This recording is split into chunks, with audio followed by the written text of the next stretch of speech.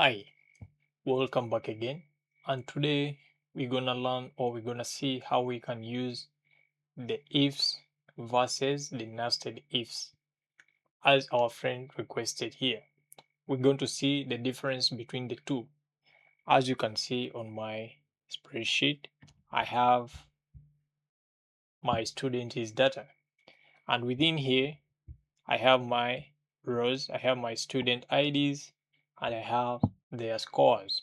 Now we're going to find their grades first by using the ifs function, and after that we shall see how to find their grades using the nested if, and we shall follow this our simple table here as it is stated here, that if 90 to 100 they have that score between there, then a grade should be A. If the student are in between 80 and 89, then their grade should be B, as it going on and follows. So below 60, then the student should have failed. Okay, now let's first start with our ifs function. Remember, any function, any formula, you start off with an equal sign. So I'll just click my equal sign within there, then I type my ifs function. It will definitely pop there. Then I'll double click it. As you can see, it will ask for me for the logic test 1. Remember, the ifs function, it's useful. Why? It lets you to put many condition without closing brackets, whereas the nested if, you have to put separators wherever you setting another condition, as we're going to see in front there. And the ifs function, it's only in the newer Excel version, but the nested ifs, it's all over the versions. So as we're going to see now, what is our first logic? It should be in our score, the first cell. So we shall click it like that. Then we say if this cell D2 is great or equal to 90, then this student should have a grade of A. So I'll put my A there, then I put a comma. Then again, we click that cell D2, great or equal to 80, comma, then this student should have a grade of B. Okay, I put a comma there. Then again, our cell D2, grade or equal to 70,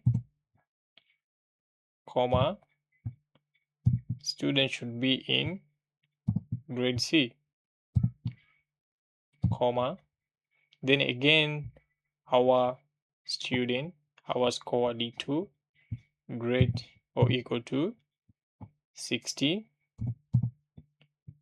then comma, then this student should be in grade D. Okay, then comma, our last entry is again cell D2 if it is less than 60, comma, then the student should have failed. Then we close our brackets, then we hit enter. As you can see, we've got our result, but it hasn't reflected down here. Why?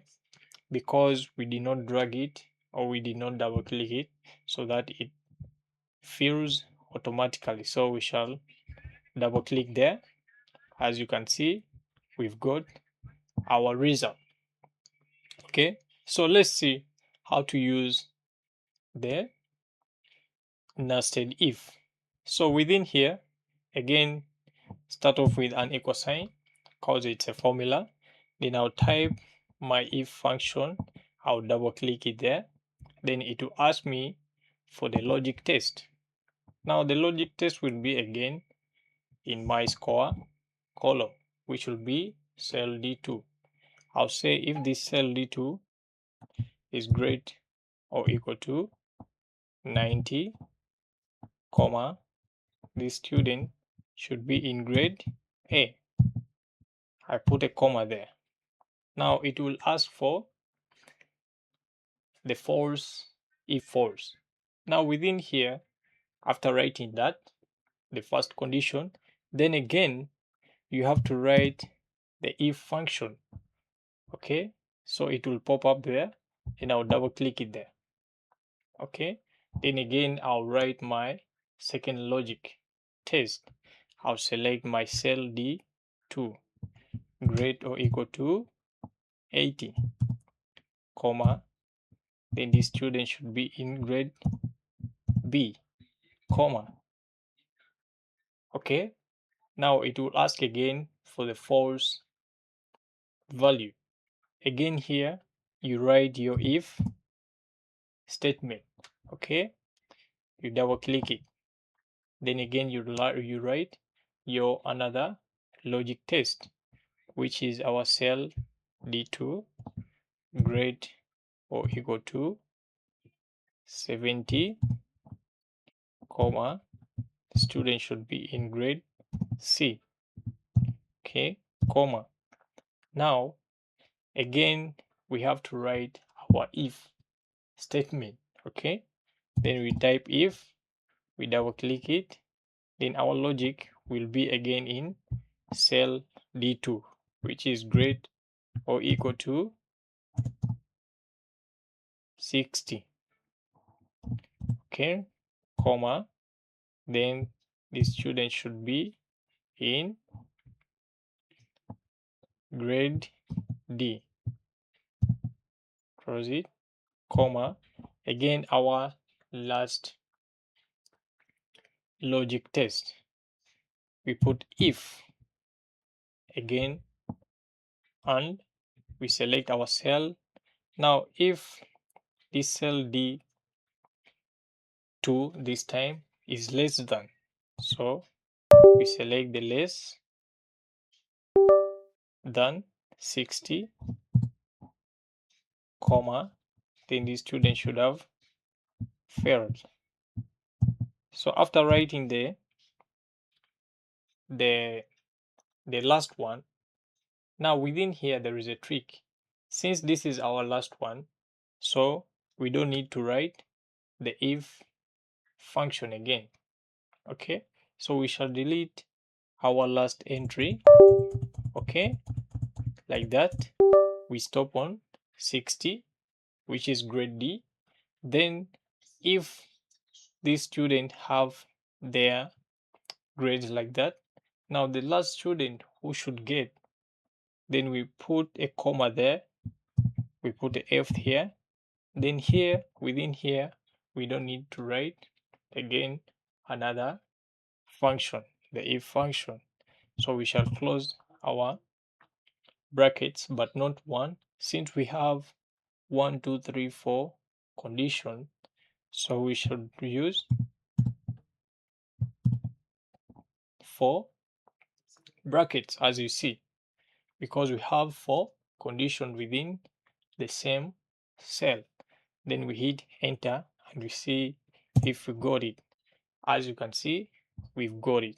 Okay, so we shall double click here and it will autofill all the way. As you can see, it is the same here and here and here. Okay, now this is the if function.